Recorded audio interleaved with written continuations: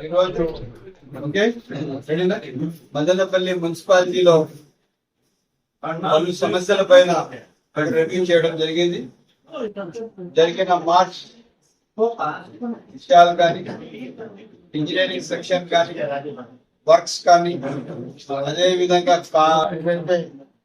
Main గా నీటి వసతి, రామారావు కాలనీ, గిజ్జలగుట్ట, ఇవి కాకుండా సొసైటీ కాలనీ, కొన్ని ఏరియాస్ వాటర్ సమస్య చాలా తీవ్రంగా ఉంది.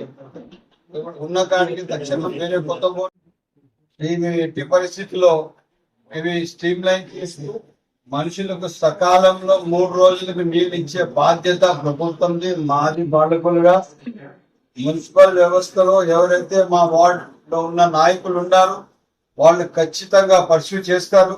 సచివాలయం సిబ్బంది పూర్తిగా మా నాయకులతో పూర్తిగా అందుబాటులో ఉండాలా. ప్రజా సమస్యలు సకాలంలో పరిష్కరించాలా.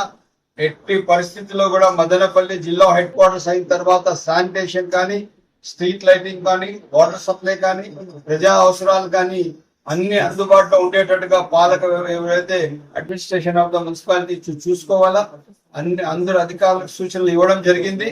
ఎట్టి పరిస్థితుల్లో మున్సిపాలిటీలో సకాలంలో ప్రజలకు ప్రజా అవసరాల మేరకు పనిచేసే అవసరం ఉంది.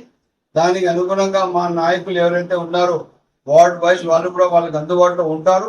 తప్పకుండా ఒక మంచి పరిపాలన చేయడానికి మనం అందరం కలిసి వల్ల ఇప్పుడు ఈరోజు నేను వచ్చి ఇక్కడ మున్సిపాలిటీలో వస్తే ఇక్కడ మున్సిపాలిటీ అంతా బోసిపోయింది. చూసేదానికి కళనే లేదు. ఇది చూస్తే చైర్మన్ రూమ్, ఇది చూస్తే చాలా బాగుంది. 3 స్టార్ హోటల్ ఉన్నట్లుంది. ఏమి చూడండి ఎట్లా ఉంది. ఏమి మున్సిపాలిటీకి రంగు కొట్టలే. ఆ కౌన్సిల్ హాల్ చూస్తే ఏడుపు వస్తా ఉంది. కమిషనర్ గారి రూమ్ చూస్తే ఇక 7 సార్లు అట్లా ఉంది. ఇది చూస్తే జూపర్లు ఉన్నాయి, ఫ్యాన్లు ఉన్నాయి, ఫాలింగ్ సీలింగ్ ఉంది, ఏసీలు ఉన్నాయి. ఏమి కౌన్సిల్ హాల్కి ఏసీ లేవు. దేవుడే కాపాడు.